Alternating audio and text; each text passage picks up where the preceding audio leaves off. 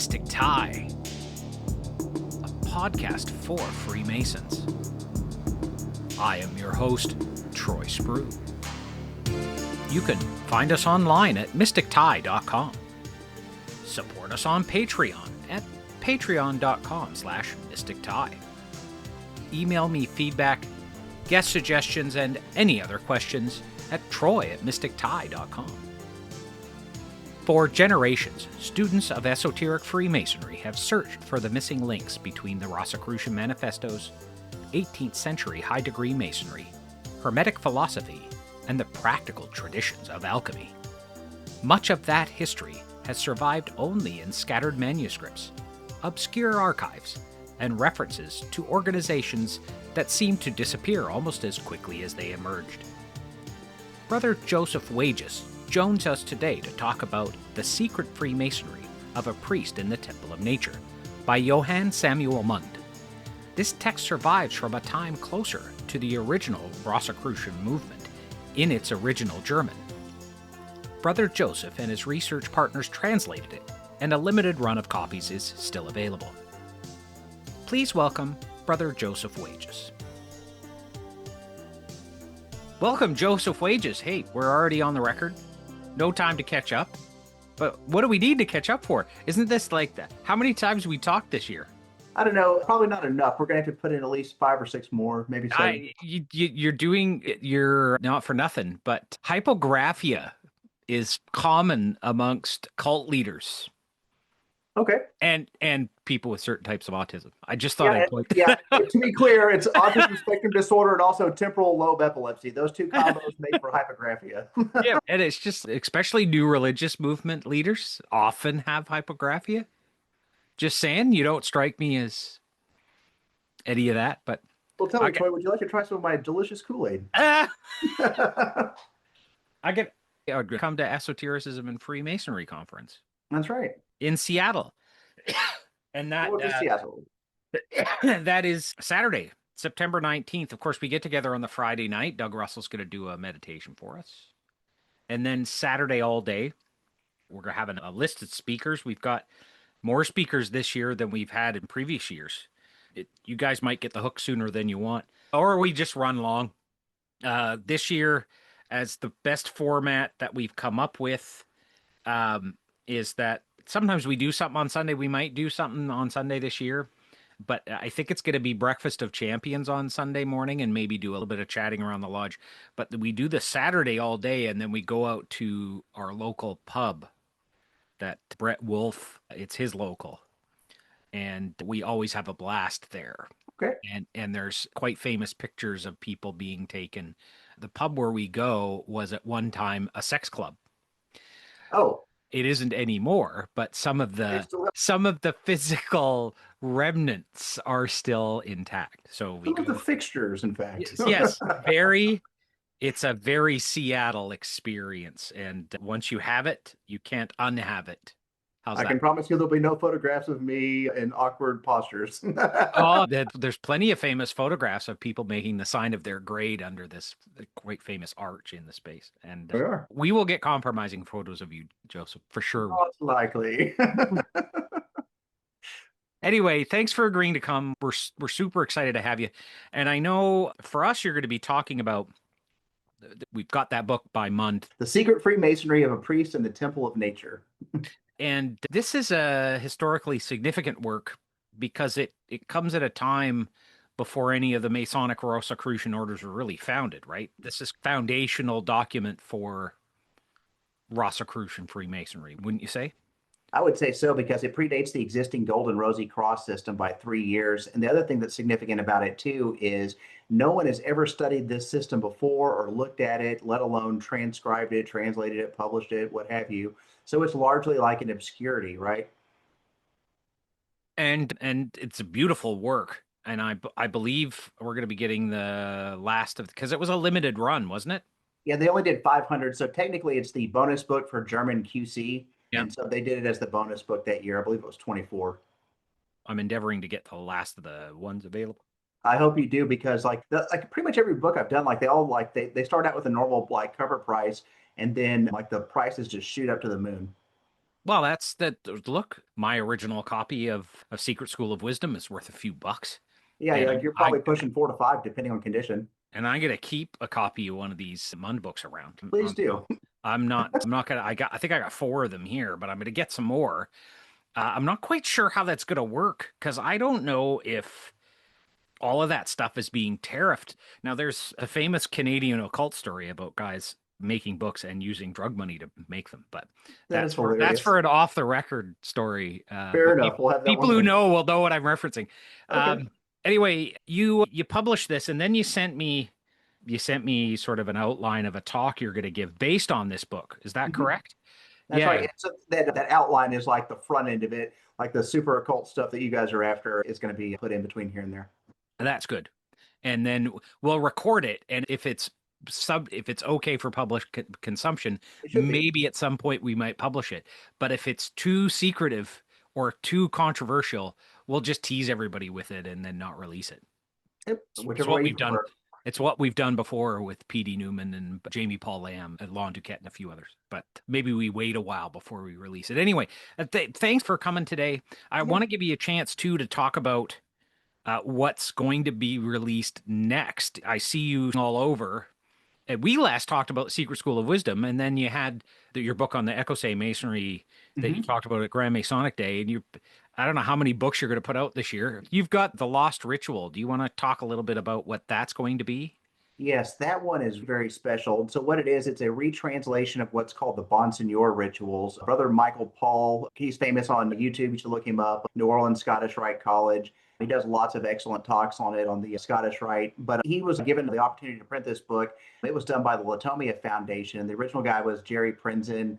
And then I think sometime in 2008, he gave him the rights to go ahead and publish it, and they did. And it's a decent copy, right? But it has problems in the sense that the French transcriptions are errant, and the other thing is that the translation into English is also not philologically correct because if you're going to translate from a language that needs to be your native language, and so he's a Dutchman, right? So he went to French to English, and he did an okay job, right? But there's serious readability issues too, and comprehension issues, and so a lot of the terminology and stuff, if you think about it, a lot of these French rituals, like all of the French speculative forms of Freemasonry, like they're derived from English sources, right? Some of the terms that the French used for senior warden would be like literally first warden, and junior warden would be literally second warden. And then the worshipful master is the venerable master. But these are all approximations. Unfortunately, he left all of those artifacts in there, and so it has accessibility issues, right? Right. But the other thing is that in his introduction, he went off the deep end. He was because Latomia Foundation did the Sharp documents. He tried to tie into the intro the connection to the Sharp documents because there was this lodge in Port-au-Paix that Marin sets up, but it ends up not being recognized by the Loup Parfait and it disappears. What he was trying to argue in the introduction is that these are those rituals, or this is the descendant of that lodge. It's not the case though, because what you'll see in the introduction of the book is I was able to track down the Bonsignor family as they are in Saint Domingue and then migrate over to the United States. And the reason why they're called the Bonsignor rituals is in the margin, John Bonsignor wrote his name on a bunch of pages and stuff. And so what it is, it's like it's a later edition in the 19th century, but these were recorded in 1785 in Paris, and they were taken to Saint Domingue, and they were used by what are called a Franchi people or freed people, or they're basically mixed race people with rights. And so they own slaves, they're landowners, they're part of colonial society in the sense that they're contributing economically, but a lot of there's like an escalating regime of like racial tension, and so they see their rights eroded over time leading up to the revolution, right? And so on the one hand, these people contribute materially to the society, but on the other hand, they're marginalized. And it's largely the same thing in Freemasonry too. And so in that introduction, I tie it together. There's another the lodges in English is the perfect equality, and there was another lodge of the same name at exactly the same time in Guadeloupe, and they wrote to the Grand Orient to be recognized. But unfortunately, because you had to be freeborn, right? Like at this point in time, like people who are of African descent, they did not descend from like being freeborn people, even if they're like the descendants of these people, right? Because they don't have the same rights recognized. And so it wasn't that it was a racist thing necessarily, but like a strict adherence and dogmatic insistence upon the regulations, right? So it probably is a racial move, but not overtly, right? It's a tacit one. The point is, though, is that this thing's happening in Guadeloupe, and it's also happening at the same time up in Saint-Domingue too. And then later we find the lodge, like in the records, like, and there's only like one thing that connects it to it.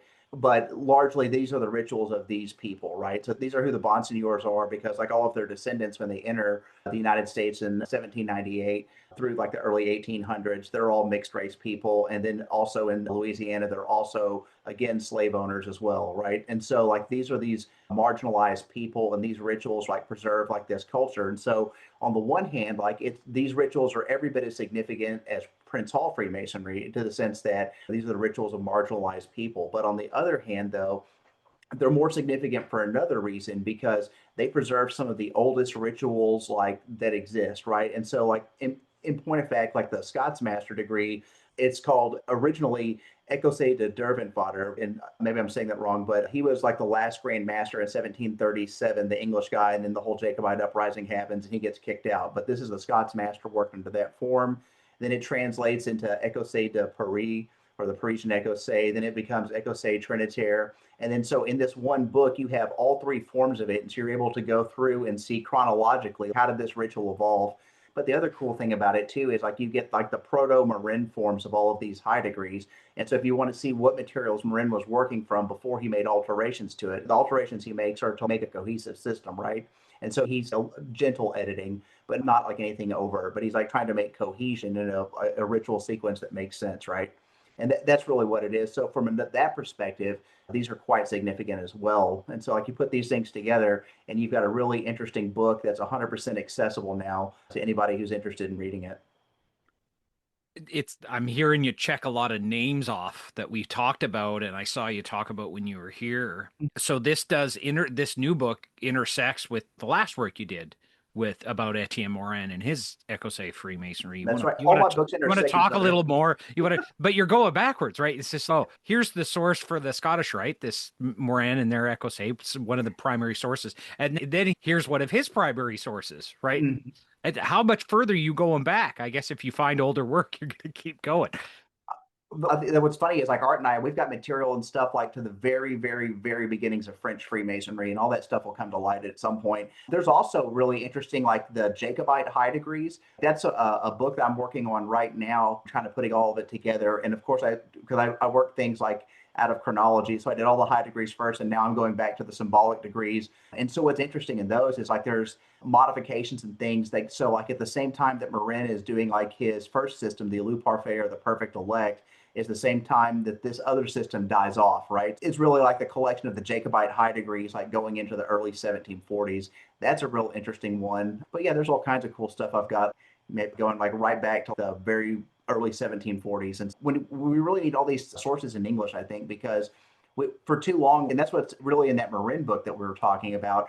One of the cool things about it, like I don't know if you remember from my talk, but what we showed is that there really wasn't a lot of like difference between English and Bordeaux Freemasonry and what became Irish Freemasonry. And in point of fact, they're all interconnected through a trade network. And like when you understand that network, you're able to see how these materials are able to be exchanged and cross geographical boundaries, like in the 18th century, very quickly. And it's because it's happening like through this merchant network, because these guys are hopping on boats, going to new places. There's no lodge here. I guess it's time to start one. And that's the way these things happen, right? And so they're taking home with them and setting up home where they're at. Yeah, it's not who knew what, it's who knew who. It's that network of There it is. that square in the tower that you tuned. That's right. The first time we talked. You should go back and read that book though, because like I've got it. I ordered it immediately, and isn't it a great book? Yeah, and I've read some key sections. And How's then your head doing? it's hard because like I really like to crack a book open and read it, right? And I normally have 4 or 5, sometimes as many as 6 books I'm actually reading at any given time. But right now I'm completely off the reservation, and using the new AI tools for research, it's terrible because you could summarize anything, but you don't. I'm not interested in a summary. I'll use AI to help with stuff. I got what it gave me on Mund right here, but I'm not interested. Like a summary is helpful. You don't want to smell the steak dinner. You'd rather have a bite. I want to read this stuff. That's right. Right. But everybody I've talked to since you told me about that square in the tower, and I've glanced at, like I said, I got a copy and I've glanced at it, and I've read certain sections that, you know, how I've been reading it is when I find anybody as a footnote from that book, I'm like, I've got that. And I go and I read the footnote. So anyway, and it has been footnoted several times on stuff I've read lately. Anyway, um, but the seeing your scholarship with Morin and then the presentation that you gave, and it's seeing how that network effect is so important. Now tying in these other historical figures and their rituals, one can see how these belief structures evolve. That's it. We came to talk about a different book today. Now, when is Cornerstone going to release The Lost Ritual? When is that coming out? Yes, it should be August 21st if memory serves. So we can have copies at the book table at EFC. Please do it. Brother Paul will be happy to send them up to you. Yeah, no, we'll make sure that he's got our order in advance, because then he can plan his initial order. I don't know how many he's going to do, print on demand, or how he's going to do it.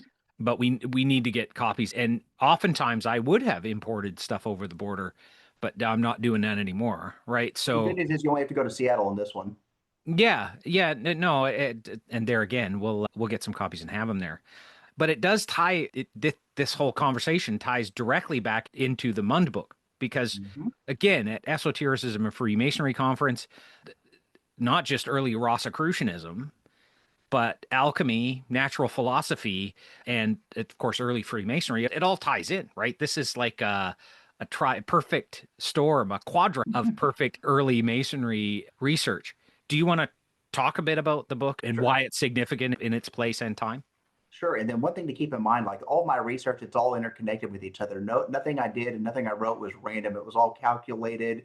And the thing was, I also did it like a Tarantino film. I did break scenes where they're out of chronology, right? And so it's the same thing with these books too. That's one thing to keep in mind, like when you're reading the material I've written, like it's deliberate and it's done in such a way to get the right effect, because I had to do things in sequence, right? But the other thing is, if we want to tie in the Mund book back to Morin, we can do that too, because the way it works is in about 1758, during the 7 Years' War or the French and Indian War, depending on which way you want to call it, we'll call it the 7 Years' War because that's the right way. In any case, what ends up happening is the French army, like they take Frankfurt in Germany, right? And so they march in with the army, and then right behind them is this guy, the Chevalier de Beauchêne. And so what this guy is, he's a degree peddler. He's got this wagon with 44 degrees, and anyone who can stand upright under their own power and has a few coins to rub together in their pocket, they can get whatever degree they want, right? And he's got, not only does he have like rituals, but he's also got patents and things like this, right? One of the things that's very attractive was his patent for his lodge that he says founded by Charles Edward Stuart, which is already suspect, right? And then so one of his acolytes. Now, excuse me to interrupt you. Where is this character active? He starts out in Paris, right? So he's an original member, like from the 1730s, and he's a pretty well-to-do gentleman. In a lot of ways, like his like little private grand lodge that he has, effectively, it's well better organized than all the other ones, and he's got beautiful certificates. So like he's really got the whole commercial bent about it, right? And that's kind of his place. One of his acolytes during this period is this guy named the Bouchère de Lennoncourt. And Bouchère de Lennoncourt, like he copies this same patent, has his own engraving. This is what, and he's also a signer of Morin's powers in 1762 or 1761 before he goes back to Saint-Domingue, right? And so the point is, like if you go back to that other Morin book that we did, we show an image of a Bouchère de Lennoncourt patent, right, from about that same period, in fact, the same year. So this is what Morin has, one of these for the high degrees, right? And so that's where he's getting the authority to put that Kadosh degree. And it's why in the Morin manuscript, it's dedicated, who's it dedicated to Frederick the Great, right? And so that's what's interesting about it, is that's the whole connection, is that he gets this Kadosh degree and a patent from Bouchère de Lennoncourt is what ends up happening. And so that's how we can tie it all back to Mund. So that way I've closed the gap for you. I think he's looking on the shelf over there. No, I thought I knew where that one was, but this is those rare Elu Cohen ones that. Oh yeah, yeah. You told me to hang on to these. Oh, please hang on to those guys. And you signed these. I know. So now the value is way up. If you can ever get Stuart Clellan to sign it, you're going to be a made man. You'll have the only signed ones. Yeah, that's right. Where is Stuart? He's up in Scotland. You're gonna be interviewing him too, I think. Yeah, I'll get over there. Scotland's not, it's only a 9-hour flight from here. What do you, That's a hop, skip, and a jump. yep, I'd probably pay for itself. Not that I'm ever going to sell. I got 2 sets of these. I'm never going to sell these. Get him on because like he and have him talk about the Cohen's book, I think, because like he is super like excellent and I just love Stuart to death. He's like one of the best guys out there. Sorry to walk away from you while you were talking. It's just you were dropping hints of books that I know I have. Yeah, it's But like it's my a scavenger hunt. library's like my mind, only much more obstreperous even than that. If only I could lay my hand on the right thing. It's just one of those. I got stuff stacked everywhere right now. Just Martin Fox, you villain, you You can't beautiful see my shelves off evil screen. man. Like this perfectly ordered Yes. autistic shelf like that. It looks like this on a couple other walls too. Yeah. No, good for you. So yeah, so these guys all have common connection, right? That's it. That's what I'm showing is it's all interconnected, every last little bit of it. And that's why I did the Cohen's book because there's Cohen's degrees that's going to be in the Marin manuscript, but I have to contextualize it first. And then also what kind of came up in the research is, it turns out Pasquale, yeah, he's got some cool stuff, but he's totally a con man. Yeah. Yeah, and there's guys that won't want to hear that. But again, okay. it's not. Go read the master's voice and read the actual correspondence in English, and then also read the 1766 Grand Lodge of France report on him, and you tell me what you think. Yeah, no, and look, these are masonry in England at the time, the early masonry, early 18th century, late 17th century masonry is highly political, and there's religious conflict going on. But in Sure. Europe, natural philosophy and what we would call Western esotericism, right? That these hardcore mysticism, Rosicrucianism, alchemy, magic, all of these lost sciences now, right? That they're all extremely popular amongst a certain class of people, right? That and masonry brushes up against that, and that's why so much of this high degree stuff, unusual stuff, all the Martinism, it all comes from the continent, Sure. right? And Sria's really late to the game in 1887 when they put that together, or 1883, whenever Westcott and his friends put that together, right? And it's from it's disparate hugely sources. borrowed from Mund, and you can see it. Yep. So Westcott had Mund's papers or a translation of his papers or something. There's some intermediary there. I'm sure you already know what it is. Right. So I just like episode 44 with Alex Rofela, and they like Sria was super open. He was a great interview and he was really good talking about it. And a lot of people, like grimoire occultists or people from a Solomonic tradition, would be like, oh, how could you follow that Rosicrucianism? They just made it up in the 15th century. It's like all of this stuff's been made up by somebody somewhere. That's the point. That's the point. Right. And so did Rosenkreutz live around 1450? Was his grave found 120 years later? What were the text releases around 1612, 1614?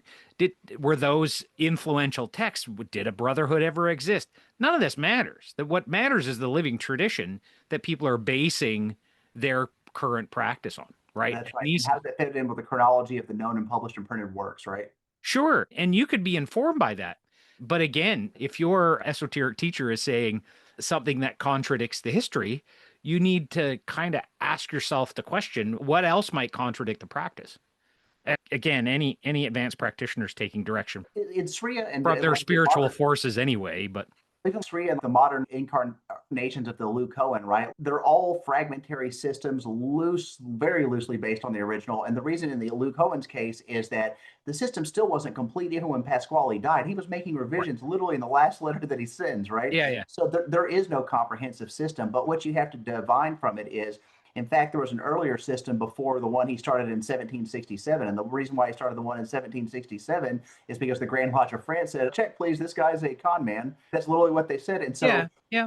He starts that new thing. And so really, if you want to talk about what's the cohesive thing throughout the whole deal, it's the Rho quadrigree. That's the one thing that's in every incarnation of his system. And if you look at it, he also signs certificates that you interacted with La Chose or the thing or whatever it is. And so it's a certificate proving you had the vision of the thing or whatever it is. And so that's really what it is. And so these other little degrees that he copied or put into the system, that doesn't even really matter because those were like commercial products effectively, right? So it's like the regular French high degrees reworked. Then we're going to take out the content. We're going to put in my mystical things or whatever I'm going to come up with and put them in there. And that's really what it is. If you want to understand the Cohen system, it's really study the Royal Quad degree because that's the real, as they say at the Royal Arch, the heart and the marrow of it. And the Right. same thing, it works for Mund too, because a lot of his system, it's built on, again, these same French high degrees they received from the Chevalier de Beauchêne. And he's taking these things and he's modifying them. And so to contextualize Mund, he's an outsider, right? So in Frankfurt, the Lodge Reinigkeit or the Unity Lodge, it's an English provincial Grand Lodge, effectively. And what ends up happening though is he's on the margins of it, and he starts this own thing because he received this degree from Beauchesne. Even after the French leave after the 7 Years' War, and it goes back to home rule under German control, right? Because he's made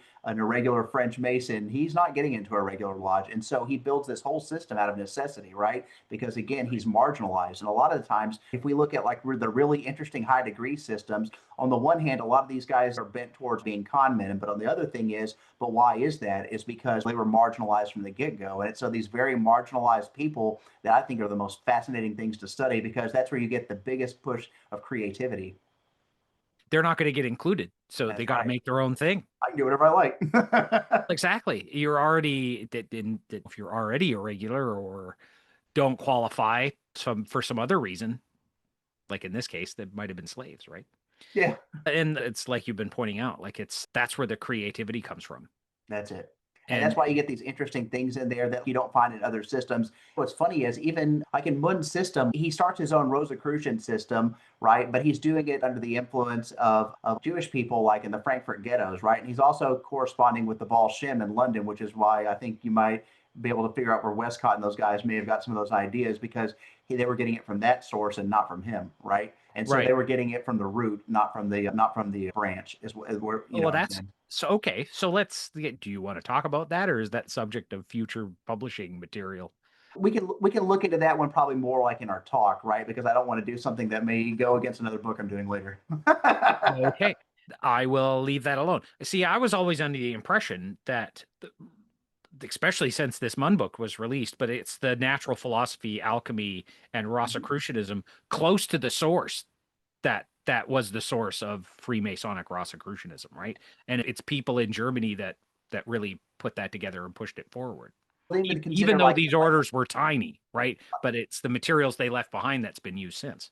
much of like the corpus or at least the origins of like Western terrorism, right? Though like it comes from like these mystical Jewish texts, right? And that's Sure. if you wanted to get right to the base of it, that's what it is. And so he's tapping into that stuff. So like he works as a painter and and he also has a drawing school that he does later with his daughter as he gets older and can't really do those things anymore. And what's interesting about it to me though is like he's corresponding with these guys. So here he is, a marginalized Freemason, also interacting with marginalized people, Right. right? And so that's where he's pulling this stuff from. And it's not like overtly, there's not a whole lot of overt like Jewish mysticism. It's a true Rosicrucian Christian oriented type system. He's a Protestant, right? And you start like putting all these things together though, like, and you look at where he's coming from. And it's fascinating too, because like his collection of rituals and texts, it turns out later in the 1780s, he's down on his luck and he's looking to put a little bit more coin in his pocket. So he's considering selling his collection. Immediately, both the Golden Rosy Cross and the Illuminati jump on the idea. I think in those yellow books back in no that one right there in the background, those were Reinhard Markner's The Correspondence of the Illuminati Order in volume 2. It talks quite a bit about this where they're like trying to buy his ritual collection, and then so they send a guy to come check it out. He's like, this is not for us. This is not very good. But what he thought he was getting, though, is the root of the rituals for their competition, the Golden Rosy Cross. Ultimately, though, those guys ended up not making a pass for the materials either. And so Mund ends up selling them to the Lodge Zereinigkeit himself. And then he ends up getting regularized and is able to attend Lodge in his old age. And so that's the price he paid for admission and some coin. Wow. Now, do you want to talk at all about maybe any esoteric interpretation out of the Mun book? You want to save that for the presentation? Let's hold it for the presentation. On the one hand, it's probably Anything you might want to say about, because this is really early for natural philosophy, right? Which is, and then a lot of humanism comes out of that. Sure. And it Our even like modern world is received, hugely influenced by this, right? well, even like the Enlightenment, it arrives late in Germany, doesn't it? So, like by the middle 1760s, it's starting to be taught in a lot of the different institutions. But this again, it precedes all of this stuff too, right? And like he's like an early adapter of ideas and putting things out there. But the thing is, like, I don't know that he ever has very many members of his system. Right. And from what it appears, though, is that like he's got a few adherents that he's brought into this system. One of like his jewels, oddly enough, was in a museum. Then, like of course, the Nazis grab it up, and then it ends up, of all places, in Norway. Like I don't know how it ends up in Norway, but it does, and so it's in their museum of Freemasonry in the Grand Lodge of Norway, and it's this Mund jewel. And if you look at like it looks like something that Mund probably made himself with like a very poor sand cast, right? And so it's not all that great, and so like it's more evidence of really a small community consuming this stuff. So if you think about it, like there's no commercial motive here. So this is pure like intellectual curiosity and creativity. And so like he's riffing, he's pulling different sources. A lot of that stuff we'll dive deep into in the talk. But the point is that like it's all his own unique hybrid things. But the most like impressive thing about the collection isn't necessarily the rituals themselves, but the artwork, because this guy was prolific and he was extremely talented. And I think it's funny too, because Germans being Germans, like they were critical of his painting abilities. This scene is this, that, and the other. But these are the same guys that would see something very nice and be like, oh, it's the most beautiful thing ever. Oh, it's not bad. And so, like, I think there may be a bit unfair criticism there too, as well. But the point is that like his illustrations and stuff, like they're captivating. In fact, on the cover of this book, like if you look at it, that's one of the things that he draws for like a tracing board, right? Except for, of course, the text in the middle, but all the symbology and stuff. And then when you start like breaking into it, like clearly the guy was like he was working like with Jewish people in the ghettos. He's also got access to early German Rosicrucian texts, and that's another thing too that a lot of people don't appreciate is a lot of these alchemical manuscripts and stuff that are really they're popping up really hardcore, like in the 17th century, like early 18th century, even middle 18th century. So it's got like from maybe like the mid like 1650s or so all the way through like maybe 1750, a good 100-year run of this stuff. And it's from the same like current of these manuscripts and stuff like that he's clearly drawing inspiration from, but it's also the same sources of inspiration that the Golden Rosy Cross do. Right. And that's another book we're doing too, because we've got the 1763 and the 1777 rituals and the missing ninth degree as well. And the thing was, the ninth degree was really, I'm not going to tell what it is, but it was really never missing at all. And then, so when you start looking at those rituals, how we're talking about Sriya, those guys like had to like basically invent it out of whole cloth, because they're outside of the Bernard Bayer book, like in 1925. If you don't read German, then it's really not going to do you any good. But that material, even that Bayer put out, was faulty, and what he called the ninth degree was faulty as well. And you have to go track these things down. And when you put it together, really what the Golden Rosy Cross system was a great way to make a small fortune out of a large one. And what it was largely a con and a rip on very wealthy people, particularly like around like in the Prussian state. And what it was is they were effectively, you start off as a Freemason, you come in the door. The first degree has got a very, very loose Masonic connection, but after that, it's pure operative alchemy, right? And then there's the exorbitant degree fees and so forth. And I won't spoil too much, but the point is that what they're teaching is this operative alchemy, and it's deliberate because you're going to need all these things in the ninth degree to build a certain device. And then what's funny is they even give the specific formula like for the alloy of this device, and it all has to be fundamentally pure things, right? And so you do this particular recipe for electrum. If you were to take, and then I ran the calculations like in 22, and of course, because I'm an engineer and also a dork, I went ahead and figured out how to make this thing. And it turns out it'd be about $45,000 US in raw materials 2022 prices to cast the necessary amount of electrum to make this device. So that's, again, it's more evidence that really what they were doing was fleecing super duper rich guys. And that was about it as far as I'm concerned. And it needs to be studied further, because like in the book, what we do is we show the obvious like French high degree sources. We give a pretty darn good biographical thing on it, but mainly it's a complete like reassembly of the system. And it's not just one manuscript, it's disparate manuscripts that you have to put back together, right? So we did like part one for us is we laid the foundation, but there's a future edifice that needs to be built on this book, and we gave you all the tools to do it with, right? So like that, I think that's actually a very worthwhile thing to study, Troy.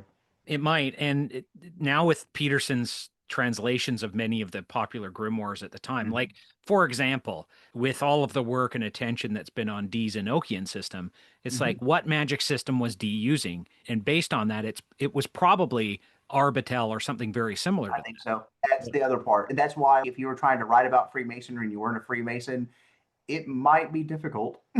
Yes, it's one thing to have the words, and I'll say this to people, I'm not going to edit this out. It's one thing to have the words, but unless you've been shown the rubric, best of luck with that. If you're going to figure out the word is yours, begin you, if you're going to figure out the particular order of that from a video or from a book, it's not easy unless you've been shown, particularly with all the variation from jurisdiction to jurisdiction and over time, right? Or even think about like corporate espionage, right? Like they can go and steal the blueprints for a product, right?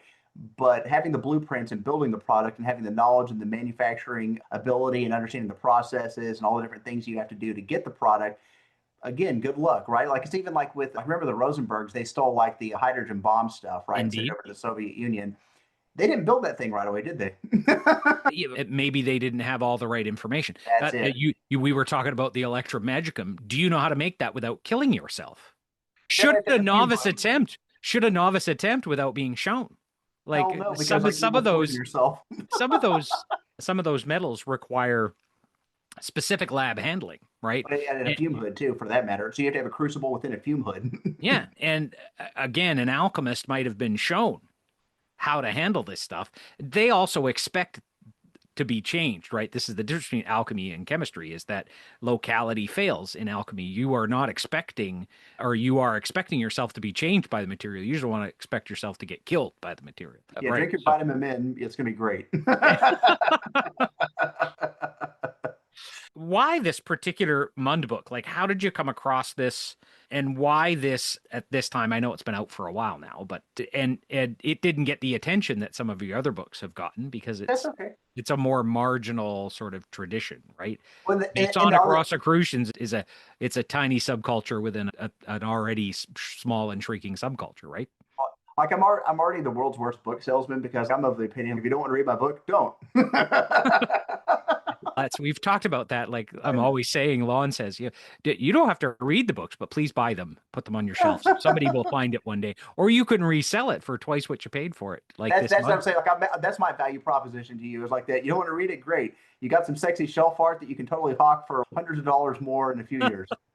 Go do that. That seems to be the occult bookseller's secret to success, and it has been. When I was attending Esoteric Book Conference in Seattle, it's like that was the model. And don't get me wrong, all of the super fancy stuff I picked up during those days, not meant to be read. It's a beautifully curated item. Some of the mass market paperbacks you've put out, they're inexpensive, they're meant to be read. But this book in particular is beautiful, limited edition, gold It's bound inlay. in leather, and it's by the German publisher Bastian Salier, who does like this. He does like a bunch of like hand binds, all leather, like super duper high quality. Yeah. And then even the ribbons and stuff that are inside of it too, like that. We put a gold and a red one in there because you got to. You want to show it again? Yes, So I you can see do. the gold leaf and Yes, it look. is a very like shiny, beautiful thing. You can even see the tessellated border there. Backside is gorgeous too. It It's is got a beautiful. super duper nifty ribbon. I don't know if you can see it in there. Yeah. Pretty I, cool. And then the book format is it's bilingual, so it's German verso, English recto. And then so like it's super duper nice, and it's a really like kind of a groundbreaking thing. So like it's really for like other people to pick up on this because clearly we didn't pick up every little source in there. And someone I might know might be looking for them. I don't know. And that's what the thing is, like a lot of these, like even in like the stuff that we did on the Luke Cohen stuff, right? No one's really dug into that stuff hard. And so that's what we did with all these books was we laid the foundation. Here's what the texts say, here's all the research that we were able to do in a short amount of time, but by no means is it exhaustive.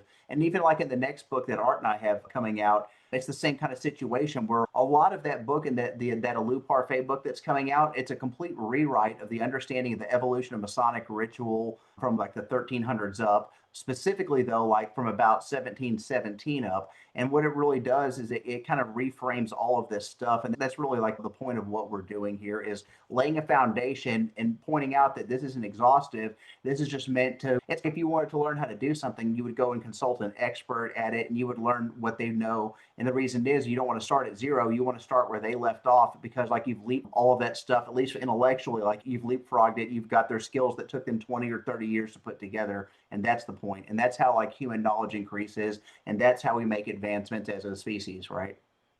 Yeah, and I find it interesting that your scholarship touches in so many areas. On here you've got craft masonry, which specializes in introducing a man to himself, I think, from a initiatic standpoint. You get the high French degrees and their influence of more natural philosophy and other types of philosophical study. And then that brushes up against the Elu Cohen and the Martinist stuff, which is more about theurgy and experiential spirit work, very secretive, quite schismatic too. It's built just talking to, I can't remember. I was talking to somebody else influential about this very thing, how that organization kind of splits up. It's built to split. The Golden Dawn is very similar. And then you've got these German Rosicrucians, which again, natural philosophy, but more transformative alchemy and continental influenced occult magic, grimoire traditions, all coming together to build a bigger more inclusive craft, right? We're collecting all of this stuff that's othered, third way, however you want to say it. Anyway, I just think it's that your scholarship touches on so many of these areas, right? Well, it's important too, because if you think about it, take the Marin book, that Alou Parfait one that's coming out next. One of the things about it is that people have assumed that, oh, they have this idea in their head, oh, it's just this institutional chaos and all of this came out of wherever and all these people were creating stuff. That's so wrong. And the reason why it's wrong is because no one bothered to check for the primary sources. No one bothered. They thought that guys like Gould and Mackey, if you're in the US, that they did everything. But the problem is, first off, these guys are all lay people, right? So they're writing these books in their old age, right? And so it's not really a means of supporting themselves, but they're using the best sources they have. These guys were not primary source people, right? And if you don't have primary sources, you're doing recycling, because you're now relying on secondary sources, sometimes even tertiary sources, right? And all of that research is predicated upon the assumption that everybody in the beginning did the work and that there are no more new sources to add to it, and that everything was looked into exhaustively. And it turns out, as far as this scholarship, not just with Freemasonry, but it could also be with Rosicrucianism, it could be with theurgy, it could be all these things like that. We assumed for too long that everyone did the right thing, and that's not the case. And that's literally across history, across the board. It doesn't even have to be about this. It could be about a lot of other historical subjects too. But the point is if you're going to write anything at all, you really need to make it of value. And the only way to get that value is to get to the primary sources. Because if you don't push out the primary sources and it doesn't rest upon it, and that's why, from this perspective, us laying the foundational primary sources of all this stuff, that's the key to doing all the real work in the future. And so I'm not trying to be one of these guys who's going to interpret this thing. I'm laying the foundation, but that's for the framing crew to come in and start erecting that building on. You know what I mean? When you and Art were here, we had this conversation and you guys answered questions to this effect quite famously at Grand Masonic Day. And I put it in the podcast that I produced since then on the Q&As that we did. And I really like this idea. The forces that wanted to regularize everything, it kind of corporatized and made everything kind of bland. It made it suck. Yeah. I didn't want to say that out loud. I'll say that. Nobody can do anything to me. It's okay. Look, all I do is right. There's nothing you can take away from me. Yeah, you're just providing the historical facts, right? But one of the things that Arturo, and he could weigh in. I think he's earned the right to have an opinion. It's like, I like the variety. I like having some variety. Like in this jurisdiction, we got 4 formal varieties, but many lodges have their own traditions, and the variety, not just from the standardized ritual, but the variety in lodge culture and the variety in table lodge habits and all these different things. The variety is what makes the science so personalizable, right? And so beautiful. Do you want to talk a bit more I would love about and then maybe it'll encourage people who've got ideas. If you've got ideas, the craft isn't open necessarily to your ideas, but there are members in the craft that are open to your ideas. Why don't you talk about that a bit? Sure. And so one of the things I think we should consider is that largely from the middle 19th century, it's stasis throughout Anglo-speaking Freemasonry, right? It doesn't matter what English-speaking country you're from, there's largely stasis going on here by the middle 19th century, right? And it makes sense. This is the natural order of things. The problem with stasis is, one, is it gets stale, right? So you've got a product that's got an 50 manufacture date. And here we are, how many years later, selling the exact same product. First off, there's even people that, like, when you start like doing the work, that they don't even understand the language, right? And so you have to explain it to them so they can figure it out and they can actually do the work. I've seen this before. So that's already a problem. But the other thing is, it's about as fresh as a Foghat concert, right? I like some of their songs, but I liked them probably back when they first came out. They don't really touch people's things because they're not built in the same time, in the same culture, speaking to the same values to the people's hearts, right? And that's really what we're dealing with here. And up until maybe the last, 3 or 4 years, in the United States, you largely had a one flavor ice cream store, right? And the other problem is that you've got your ritual book, and then you go look at your law books, and the law book outweighs the ritual book by 3 times and is also Sure. 3 times longer. And what's the raison d'etre? What's the reason for being of any system, right? It's the ritual. It's not the law book. The law book regulates the system that's supposed to be popular, right? And so we see, and think about it. Let's not talk about Freemasonry. This could even apply to religion too, for that matter, right? Because why is there all these social institutions in decline? Like the naysayers among us would say, oh, it's just the natural order of things. We're in the fourth turning. This, that, and the other. Society's shifting. It's changing. They're finding less value in these systems.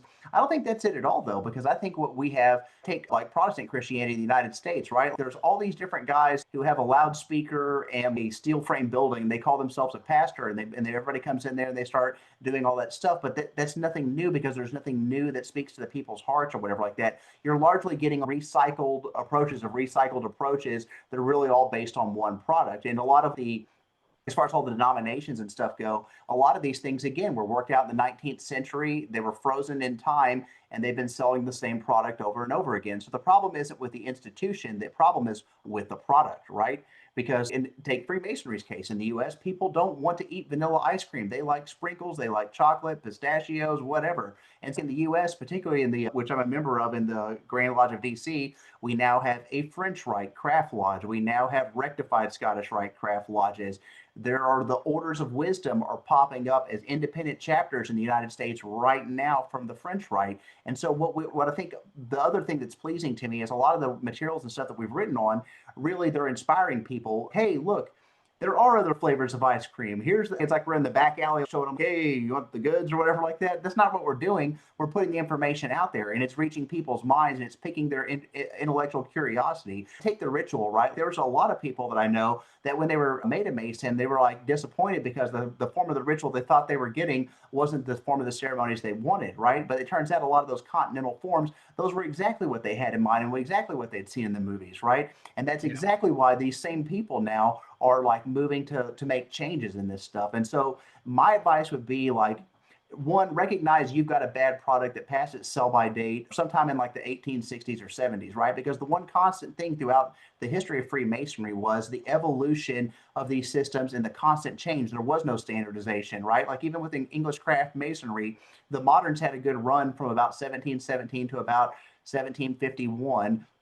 And then ancient Freemasonry gets clandestinely created and then ends up taking over the system, right? And what we see is even all the way up until the very beginning of the 19th century, as far as England goes, right? Until the Union of 1813, you had 2 competing systems, but it was that competition, that diversity of products, that thing that look at it economically from this perspective. And then the other thing I would caution people is look also at the way that these grand lodges and things are structured, right? We have too many stupid laws that don't make any sense at all, right? The only thing that matters is that people attend lodge, but they're not going to attend lodge if they don't have a product they want to use, right? And so that's what ends up happening, right? Like this doesn't work anymore because you've got something that's past its sell-by date, and adapt to change, because that was the history of where we came from, and things are going to change, right? And the thing is, it's not saying you have to jettison your own ritual. You still have lodges working it, but you also charter within your Grand Lodge provincial Grand Lodges of these other systems. And now, guess what? You regulate and control the whole thing. And so actually, it doesn't hurt your power at all. It expands your power. But you have to think about it from a different perspective and be a little bit more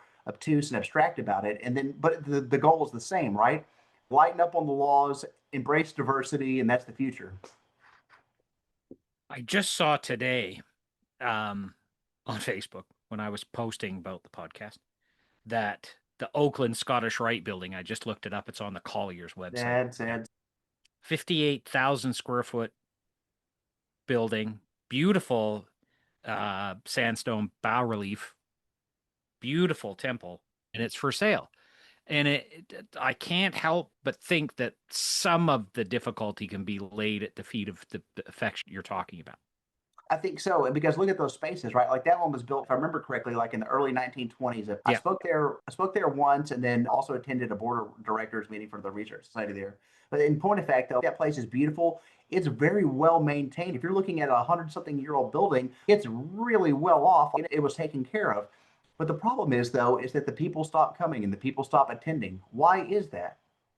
Yeah. What changed? The product. Nothing changed on the product. And that's the society changed, but the product didn't change. That's it. And so it's just like Foghat, like it was great when it first came out. It was probably a jam maybe for maybe 5 years after, then went into obscurity. Then these people's kids came and found mom and dad's records and played Foghat again like I did. And then I really liked it. But the problem is that, in point of fact, Foghat, like it was written for a time to speak to a certain people in a place, right? And so what you decontextualize your ritual to the values and the needs of the people today. And that's why things have to change, right? So like stasis, especially artificial stasis, and especially one that's dogmatically enforced, is contrary to your best interest. Embrace change, open up to diversity, and you can still maintain control. You just got to get creative. I don't know if you listened to the Rick Berman episode. It was just released. But oh no, I wanted to, man, but I didn't get a chance. Yeah, I dropped it on Thursday. It's Sunday. Okay. Don't feel bad. 72 hours later. What's wrong with you? You haven't listened to this? I need to take my flagellum and put it in the drawer. Okay, sorry. Yes. What the hell?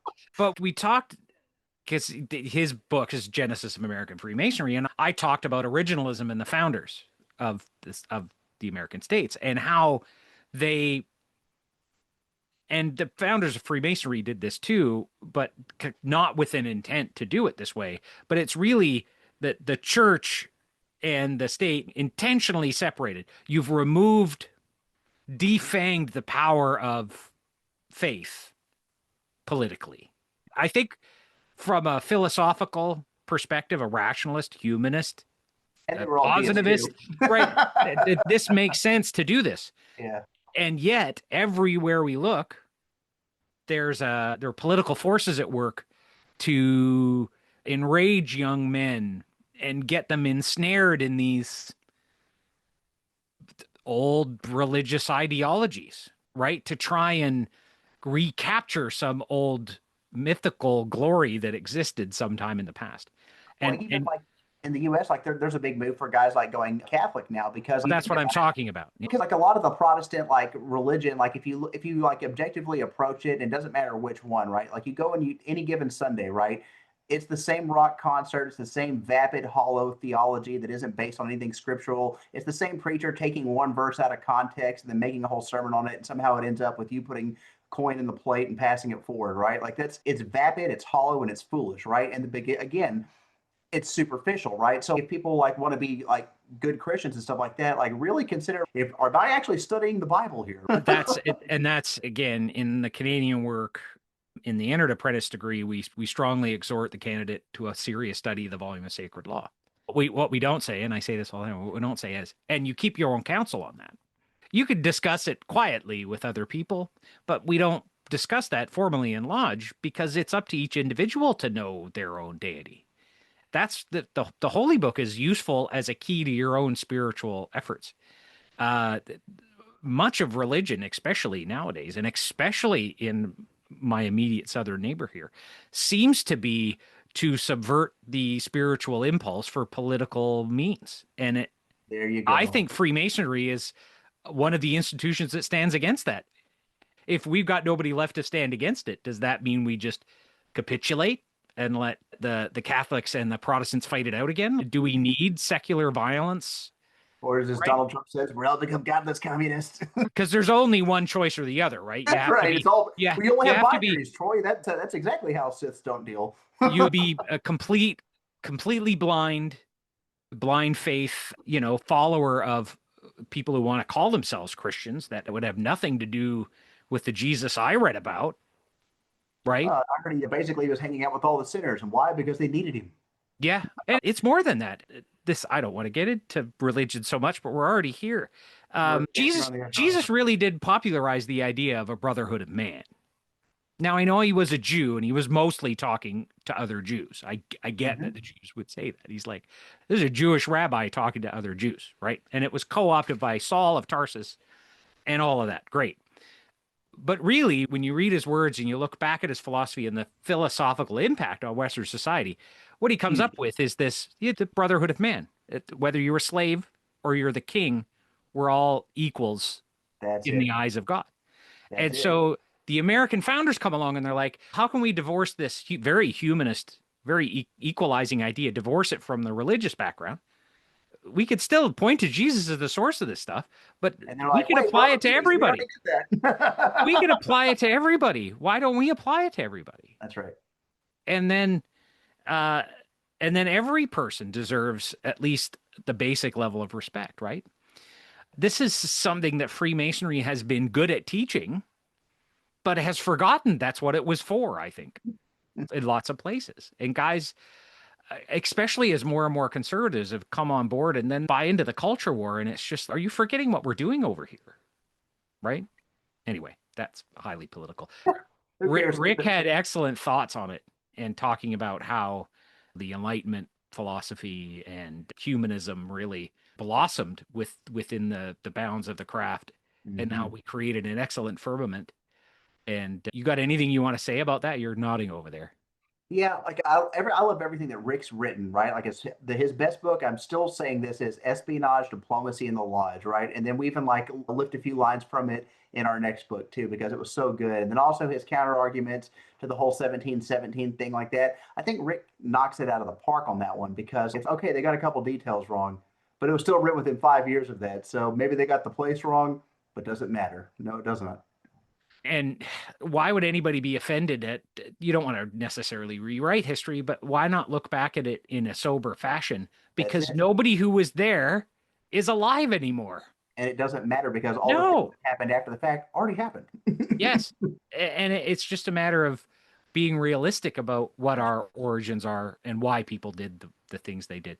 It's one of the issues I have with the spiritual traditions that come out of Freemasonry, is that they want a mythological origin story. That's it. You see the rise of the Neo-Templarism that we've got going on right now. And I have no patience or respect for people that just want to, again, a lot of this stuff is made up. Okay, great. But don't be making up and then claiming it as actual history and can prove that it's false. Yep. I want the history, warts and all. I don't care if you're ugly. I want to see it. There's plenty to dig into that is factual. Sure. And ultimately the spiritual practice, and I keep saying this to people, most of it's done on yourself, with yourself, by yourself, and it's a personal relationship with whatever spiritual forces you're aligned with.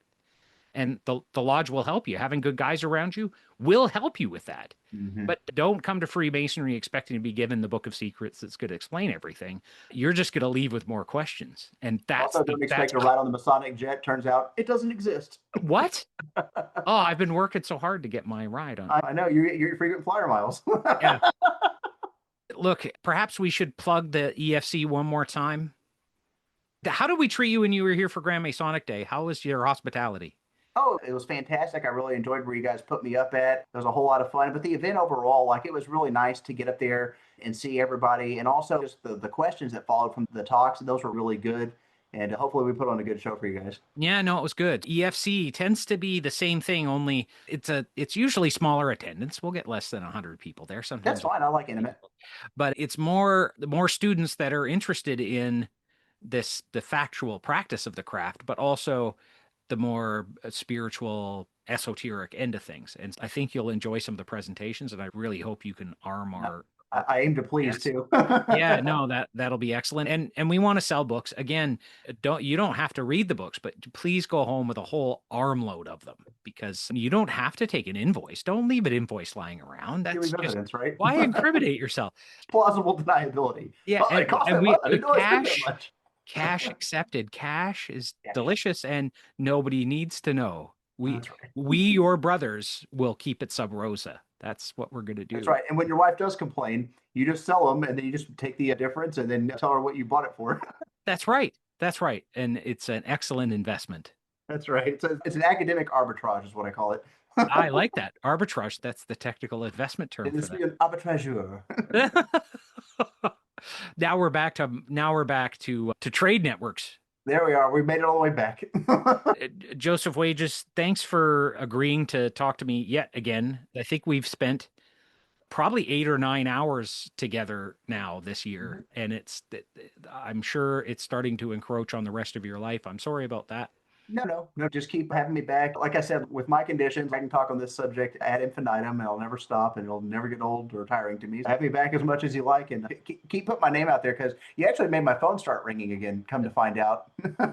you mentioned that, Yeah. And there's other influential Freemasons that insist that I am getting kind of blowtorch level attention. I just don't see it in the downloads or on my Patreon place. People, please, you don't have to listen to the podcast, but please go pay for my Patreon. I've made no further plans for my family's future. I'm a bad father. All right, brother. Thanks again. We will be checking in with you with the travel arrangements for your trip here, and we will be getting some books ordered. Sounds great, Brother Troy, and I'm going to put on a heck of a show. I promise you that. Thanks for listening today. You could support the show by liking, sharing, and subscribing on your favorite podcast syndicator. Even more helpful, leave us a review. We are looking to create a directory of Freemasonic events and publications. If you are aware of something coming up, please let me know by email. In the meantime, check out MasonicConferences.com. Esotericism and Freemasonry Conference will be held on Saturday, September 19th. Our keynote speaker will be Brother Lon Milo Duquette, author of The Tarot Architect. Brothers Ike Baker, Doug Russell, Dago Rodriguez, and Josef Wages are all slated to present. Get your tickets at esotericmasonry.com. For other events, check out our calendar at mystictie.com, and don't forget to sign up for our newsletter while you are there. Graphics and web hosting are by Arts Abode Creative. A special thanks to Organist for our theme music. Happy to meet, sorry to part, and happy to meet again.